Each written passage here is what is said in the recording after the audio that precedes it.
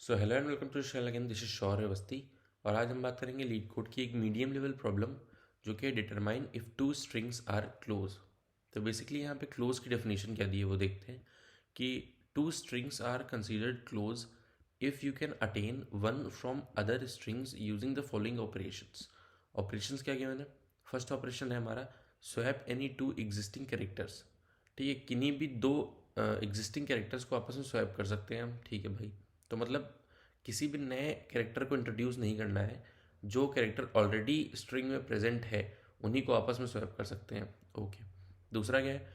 दूसरा operation transform every occurrence of one existing character into another existing character and do the same with other character.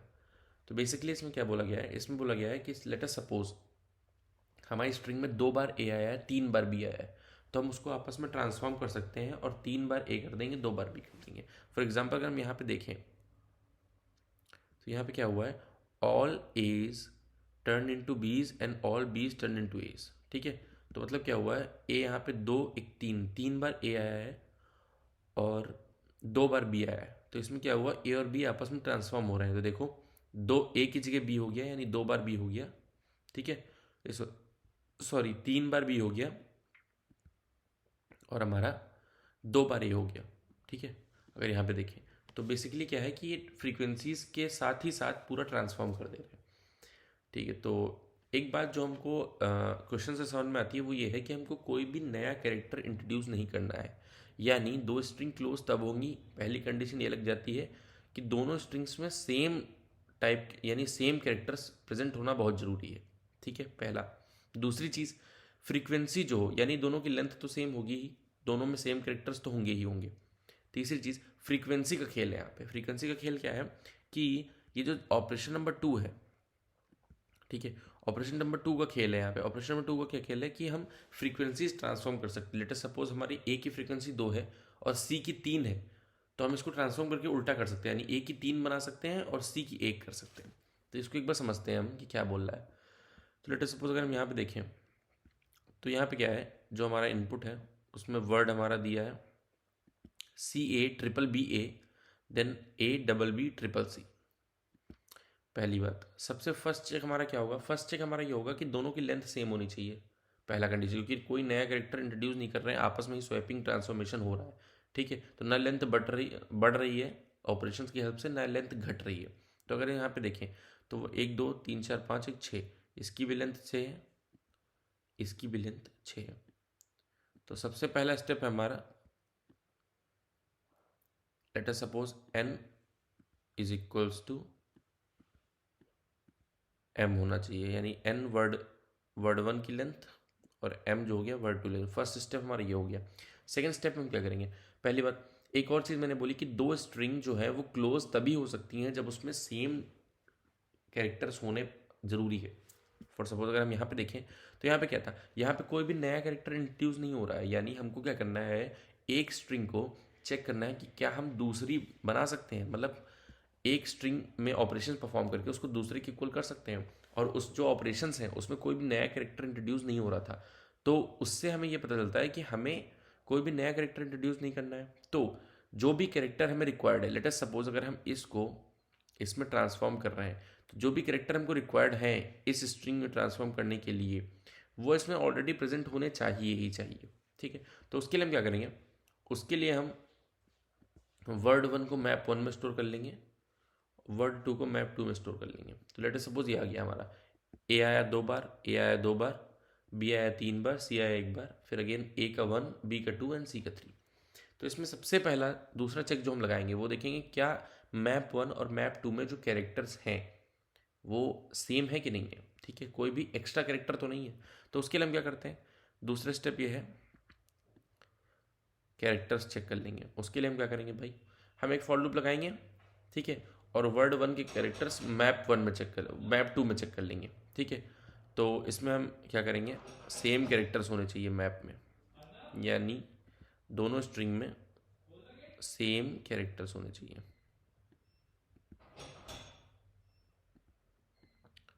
Same characters, ये हो गया दूसरा step. अब आते हैं, बात करते हैं तीसरे स्टेप की। ठीक है, तीसरा स्टेप कैसे करेंगे? तो तीसरा स्टेप है भाई, तीसरे स्टेप में हमको क्या करना है, हमको फ्रीक्वेंसी पे खेल खेलना है। यानी अगर हमको इस वाली स्ट्रिंग को, जो कि हमारी ये है स्ट्रिंग वर्ड 1 की स्ट्रिंग, अगर हमें वर्ड 1 की स्ट्रिंग को वर्ड 2 की स्ट्रिंग में चेंज करना है, या वर्ड 2 को वर्ड 1 वाली स्ट्रिंग में चेंज करना है। लेट अस सपोज अगर हम देखें तो यहाँ पे वर्ड 1 है, तो वर्ड 1 की स्ट्रिंग को 2 में बनाने की कोशिश करते हैं, देखते हैं कैसे करना है। तो ए यहाँ पे 2 बार आया, ठीक है, बी 3 बार आया, सी 1 बार आया, और इसको चेंज किस में करना है, चेंज इसको करना है इसमें, यहाँ पे ए 1 बार आया हो, बी 2 बार आया हो, सी 3 बार आया हो। तो सबसे पहले क्या करते हैं, सबसे पहले काम करें, इसमें हम ऑपरेशन 2 लगाते हैं, ऑपरेशन 2 लगाते हैं, ठीक है। और ऑपरेशन 2 की हेल्प से किसको ट्रांसफॉर्म करते हैं, ऑपरेशन 2 की हेल्प से हम क्या करते हैं, ए हमको 1 बनाना है तो हम ए और सी में आपस में ट्रांसफॉर्म कर देते हैं, यानी ए और सी को आपस में ट्रांसफॉर्म करते हैं, ठीक है भाई। ए और सी को आपस में ट्रांसफॉर्म किया और यहाँ पे क्या लगाया, ऑपरेशन 2, ठीक। अब चेक करो, जो दोबारा हमारा बनेगा, यानी ऑपरेशन लगाने के बाद, ऑपरेशन 2 लगाने के बाद जो हमारा होगा वो क्या हो जाएगा, ए की फ्रीक्वेंसी 1 हो जाएगी और सी की फ्रीक्वेंसी कितनी हो जाएगी, 2 हो जाएगी। अगेन अगर हम देखें, अब हमको बी में कितना रिक्वायर्ड है, बी में हमको 2 रिक्वायर्ड है, तो हम बी को सी के साथ चेंज करें अगर, तो हम फिर से अगर ऑपरेशन 2 लगाएं और ऑल अकरेंसेस ऑफ बी और सी को आपस में ट्रांसफॉर्म कर दें, ऑपरेशन 2 लगा करके अकरेंसेस ऑफ बी और सी को आपस में ट्रांसफॉर्म कर दें अगेन, तो ये क्या हो जाएगा, अगेन ये 2 हो जाएगा बी हमारा, और ये क्या हो जाएगा, ये हो जाएगा 3, ठीक। तो ये 1 2 3 हो गया, ये भी 1 2 3 हो गया, तो ये फाइनली 2 ऑपरेशंस की हेल्प से इक्वल हो गए। तो मतलब फर्स्ट स्टेप ये होगा, सेकंड स्टेप ये होगा, थर्ड स्टेप फ्रीक्वेंसीज में खेलना है।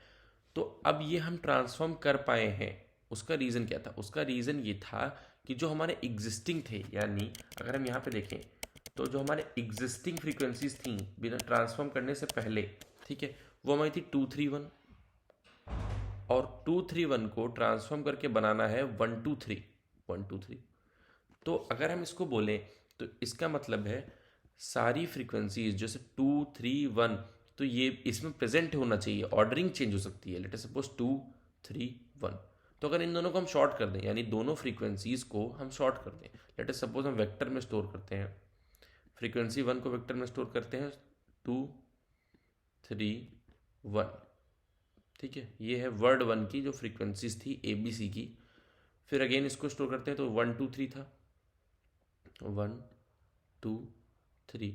अब इन दोनों को अगर हम सॉर्ट करके, यानी दोनों वेक्टर्स को v1 और v2, अगर हम इन दोनों को सॉर्ट करके इक्वल करें आपस में और ये दोनों इक्वल आ जाते हैं, तो इसका मतलब है कि यहाँ पे सारी फ्रीक्वेंसीज जो दोनों मैप्स में है, यानी फ्रीक्वेंसीज सिमिलर हैं, बस ऑर्डर डिफरेंट है। और जब ऑर्डर डिफरेंट होगा तो हम क्या करेंगे, सेम ऑपरेशन 2 या ऑपरेशन 1 किसी की भी हेल्प से हम आपस में ट्रांसफॉर्म करके चेंजेस ले आएंगे और हमारा जो स्ट्रिंग हो गए वो प्रूव हो जाएगा कि वो क्लोज है या नहीं है, ठीक है। तो अगर ये वेक्टर दोनों इक्वल नहीं आते हैं सॉर्ट करने के बाद, यानी ऑर्डरिंग ही नहीं, फ्रीक्वेंसीज भी डिफरेंट है, अगर ये वेक्टर सेम नहीं आते मतलब फ्रीक्वेंसी डिफरेंट है, अगर फ्रीक्वेंसी डिफरेंट होगी तो कितना भी ट्रांसफॉर्म कर लो स्ट्रिंग जो है वो सेम नहीं हो सकती चेंज होके, ठीक है। तो उसके लिए सबसे पहला स्टेप क्या हमने बोला, एन में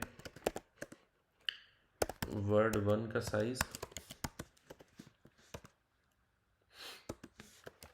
और एम में वर्ड 2 का साइज, ठीक है, स्टोर करते हैं। और if n not equals to m तो रिटर्न फॉल्स कर देते हैं, ठीक है। उसके बाद हम क्या करते हैं, उसके बाद हम मैप बनाते हैं,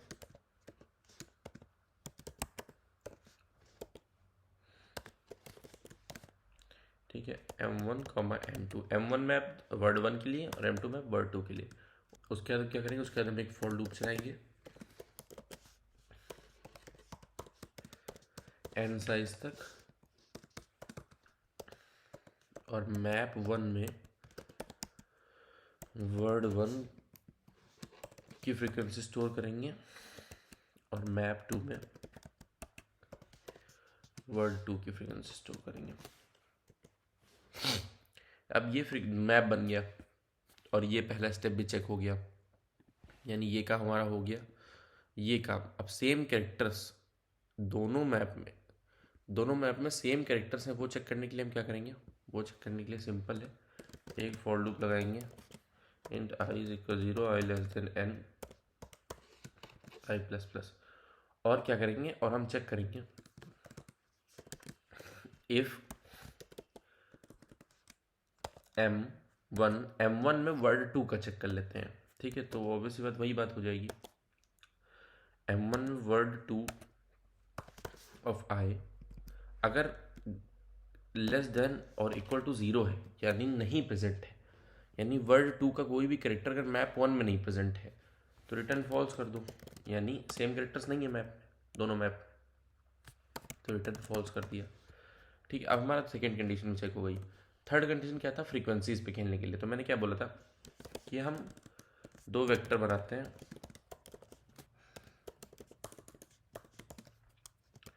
v1, v2,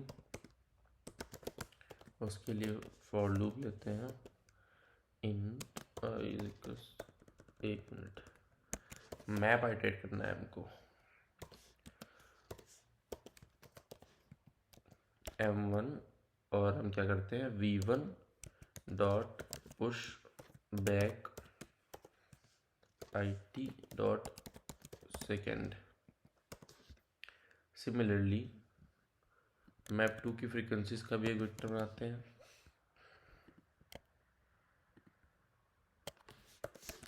ठीक है?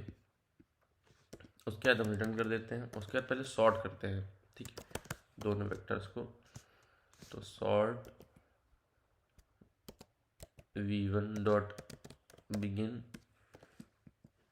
Comma v2 dot and, sorry v1 dot and, और अगेन हम अपने दूसरे वेक्टर को भी सॉर्ट कर लेते हैं, ठीक है? उसके बाद हम रिटर्न कर देते हैं v1 is equals to v2। अगर अब दोनों वेक्टर्स इक्वल निकल रहे हैं, मतलब हम अपनी स्ट्रिंग को, पहली स्ट्रिंग को दूसरी स्ट्रिंग में कन्वर्ट कर सकते हैं by with the help of both the operations, दोनों ऑपरेशंस की मदद से।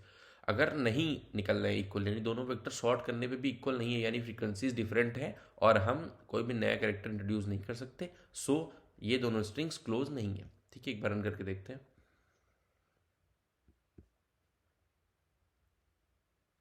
ठीक है, तो टेस्ट केस पास हो रहे हैं, एक बार सबमिट करके देखते हैं।